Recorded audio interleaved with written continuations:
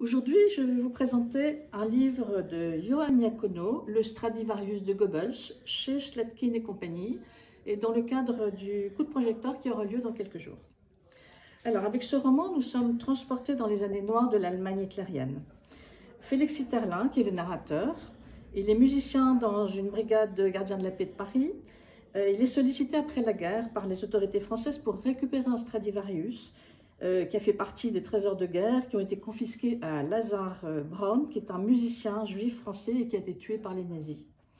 Alors ce fameux violon, il a été offert en 1942 à Nejiko Suwa, qui est une jeune virtuose japonaise, et c'est Goebbels qui lui a offert ce violon pour fêter l'alliance entre l'Allemagne et l'Empire du Japon.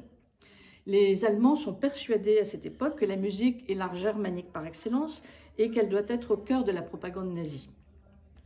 Alors, de Palace en salle de concert, de Paris à Berlin, Nejiko Suwa, qui est la jeune violoniste, elle est adulée et elle vit la guerre de loin. Mais elle s'interroge sur la provenance de ce violon, d'autant plus qu'il semble lui résister. Ses mouvements sont beaucoup moins vifs et moins précis. Alors, le narrateur va retrouver la trace de Nejiko et du Stradivarius au Japon.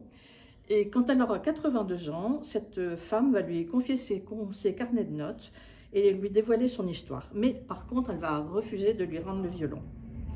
L'auteur a enquêté 3 ans en France, en Allemagne, aux États-Unis et au Japon sur les traces de Nejika. Il a étudié des documents d'archives inédits qui retraçaient l'histoire véridique de cette violoniste qui a vraiment existé.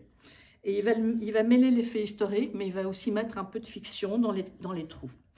Donc c'est toujours un équilibre entre rigueur et émotion. Un livre passionnant sur des faits historiques qui sont moins connus, par exemple la guerre au Japon, les atrocités qui sont faites contre les populations chinoises, le rôle des kamikazes, l'obstination de ne pas cesser la guerre.